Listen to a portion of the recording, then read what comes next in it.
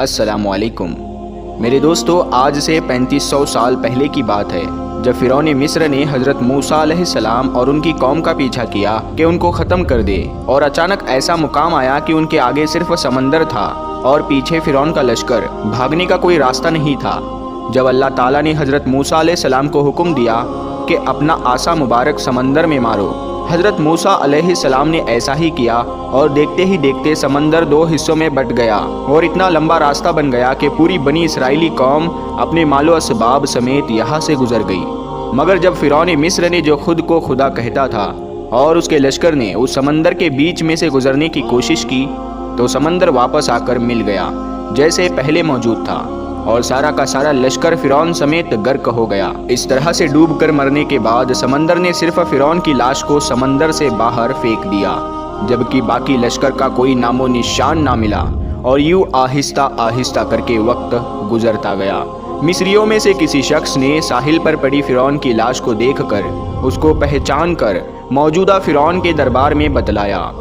تب فرعون کی لاش کو محل پہنچایا گیا۔ درباریوں نے مسالے لگا کر فرعون کو پوری شان و شوکت سے اور احترام کے ساتھ تابوت میں رکھ کر محفوظ کر لیا۔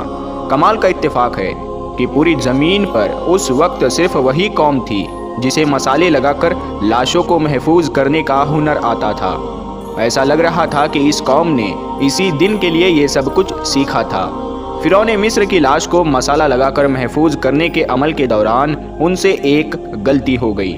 اور وہ غلطی یہ تھی کہ فرعون کیونکہ سمندر میں ڈوب کر مرا تھا اور مرنے کے بعد کچھ عرصہ تک پانی میں رہنے کی وجہ سے اس کے جسم پر سمندر کی نمکیات کی ایک تہ جم گئی، تو مصریوں نے اس کی لاش پر اس سمندر کی نمکیات کو ویسے ہی رہنے دیا اور اسے ایسے ہی مسالہ لگا دیا گیا۔ وقت گزرتا گیا، زمین اور آسمان نے بہت سارے بدلاؤ دیکھے، جس کی گرد کے نیچے سب کچھ دب گیا، حتیٰ کہ فرعون کی ہنود شدہ لاشیں بھی زمین کے نیچے چھپ گئی۔ ان کے نام صرف کتابوں میں رہ گئے اور ان کی تعمیرات اور شان و شوکت لوگوں کے ذہنوں کے اندر ہی رہ گئے۔ اس کے علاوہ ان کا بنایا ہوا سب کچھ ختم ہو گیا۔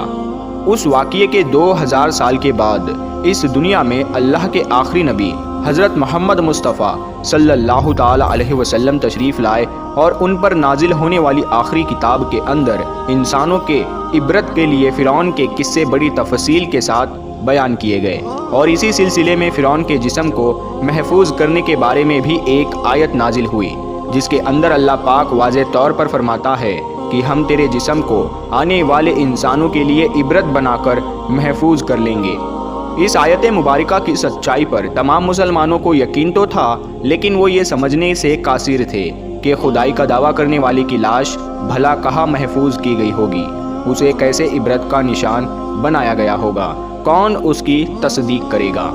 اتنا نازک معاملہ تھا کہ ذرا آپ خود سوچ کر دیکھیے کہ قرآن پاک کے اندر بیان کیے گئے اللہ کے تمام الفاظوں میں سے اگر صرف ایک آیت مبارکہ بھی غلط ثابت ہو جاتی تو غیر مسلم کفار کے سامنے مسلمان کس منہ سے باقی قرآنی آیت کا دفاع کرتے؟ مگر یہ اللہ کا کلام ہے جس کے اندر شک کی کوئی گنجائش نہیں، اسی لیے ہر دور کے اندر اس نے اپنے آپ کو اور اپنے ایک ایک لفظ کو منوایا ہے۔ 1871 عیسوی میں مصر کے ایک شہر الگورنیا سے تعلق رکھنے والے غریب اور معمولی چور کو فرعون کی ہنود شدہ لاشوں کی طرف جانے کا خفیہ ترین راستہ مل گیا۔ یہ چور بس اتنا چاہتا تھا کہ فرعون کی لاشوں کے ساتھ موجودہ قیمتی چیزیں یعنی سونا، چاندی، ہیرے موتی وغیرہ کو چرا سکے۔ یہ دریائے نیل کے کنارے بیٹھا ہوا چوری کا منصوبہ بنا رہا تھا۔ جب اسے خفیہ راستے کا پتہ چلا تو اس نے یہ جگہ کھوجنی شروع کر دی۔ اسی دوران اسے مشکوک سمجھ کر کچھ لوگوں نے اسے پکڑ لیا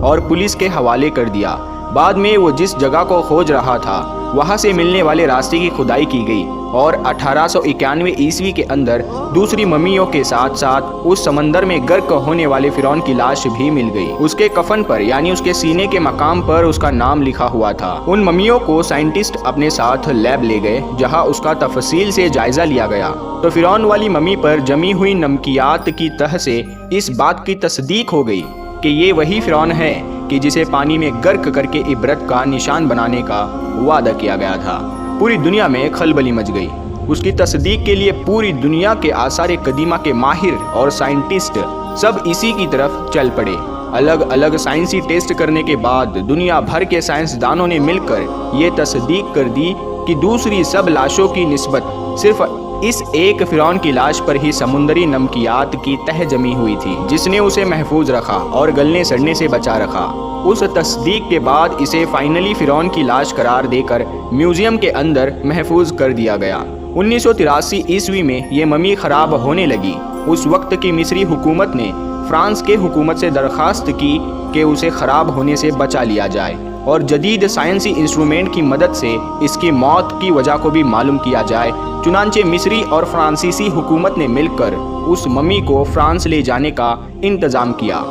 جب فرعون کی لاش کو فرانس پہنچایا گیا تو ایئرپورٹ پر اس دور کے فرانسیسی صدر بذات خود حکومت کے تمام اعلیٰ عہدے داروں، تمام ممبرز اور فوج کے ساتھ اس کے استقبال کے لیے موجود تھے۔ فرعون کی لاش کا استقبال کیا گیا جیسے کسی عظیم زندہ بادشاہ کا استقبال کیا جاتا ہے۔ فوجیوں نے اسے سلامی دی اور ممی کو ماہر ڈاکٹروں کی ٹیم کے حوالے کر دیا گیا۔ اس ٹیم کے سربراہ ڈاکٹر مورس بوکائے، یہ مذہبی طور پر کرسچین تھے۔ جب مائکروسکوپک ٹیسٹ کے ذریعے ممی کے تمام اعضاء کا باریک بینی سے جائزہ لیا گیا تو معلوم ہوا کہ اس کے لاش اور اس کے جسم کے اندر سمندری ذرات ابھی تک موجود ہے، یعنی یہ کنفرم ہے کہ اس کی موت سمندر میں ڈوبنے کی وجہ سے ہوئی تھی، کیونکہ سمندری پانی کے اندر ہی اس قدر کی نمکیات پائی جاتی ہے۔ پانی میں ڈوبنے کے بعد اس کی لاش کو سمندر پر تیرنے اور حمام فرعون تک پہنچنے میں کافی وقت لگا ہوگا، جس کے دوران میں اس کے گوشت میں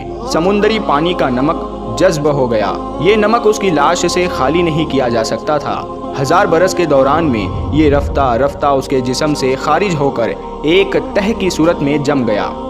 جب پٹیاں کھولی گئی تو نمک اس پر جمع ہوا پایا گیا، مگر ایک اتنے بڑے بادشاہ کی موت پانی میں ڈوبنے کی وجہ سے ہو، یہ سوچنا اپنے آپ میں ایک بہت ہی حیرت انگیز سوال تھا، کیونکہ ایسا عظیم بادشاہ اپنے ساتھ نرم بستروں پر خوبصورت لباسوں میں سونے چاندی ہیرے موتیوں کے ساتھ بڑے ہی عزت کے ساتھ دفن کیے جاتے ہیں، اور اس طرح مرنے کے بعد اس کے دفنانے کی شان و شوکت اسی طرح قائم رہتی ہے جیسے زندہ بادشاہ کی۔ ڈاکٹر مورس کے لیے بھی یہ ایک حیرت کی بات تھی، اور اس نے اسی حالت میں اسی ممی کے بارے میں مزید جاننے کی کوشش کی تو اسے معلوم ہوا کہ اس بادشاہ کی موت کے حالات مسلمانوں کے نبی حضرت محمد صلی اللہ تعالیٰ علیہ وسلم پر نازل ہوئی کتاب قرآن پاک کے اندر آج سے 1400 سال پہلے تفصیل سے درج ہے۔ اسے پتا تھا کہ جہاں سے یہ لاش ملی ہے وہ ایک اسلامی ملک ہے، چنانچہ وہ مجبور ہو کر مصر پہنچا،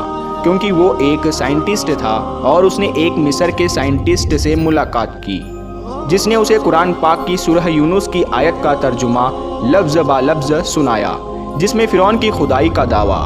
اور پانی میں ڈوب کر مرنا اور پھر پانی سے نکال کر اس کی لاش کو محفوظ کرنے کا وعدہ اللہ تعالیٰ نے واضح طور پر کیا ہوا ہے۔ ان قرآنی آیت کا اشارہ بالکل واضح تھا، صرف ایک جانب تھا کہ تجھے میں مرنے کے بعد آنے والوں کے لیے محفوظ کر کے عبرت کا نشان بنا دوں گا۔ تو ڈاکٹر مورس نے جب اس قرآنی آیت کا ترجمہ پڑھا تو بے اختیار چلا اٹھا کہ بالکل قرآن سچی کتاب ہے، اس کا ایک ایک لفظ اور اللہ کے پیغمبر حضرت محمد صلی اللہ تعالیٰ علیہ وسلم سچے ہیں۔ اس وقت اس ڈاکٹر نے کلمہ پڑھا اور مسلمان ہو گیا، اور یہ اصلیت اب دنیا کے سامنے آ چکی ہے۔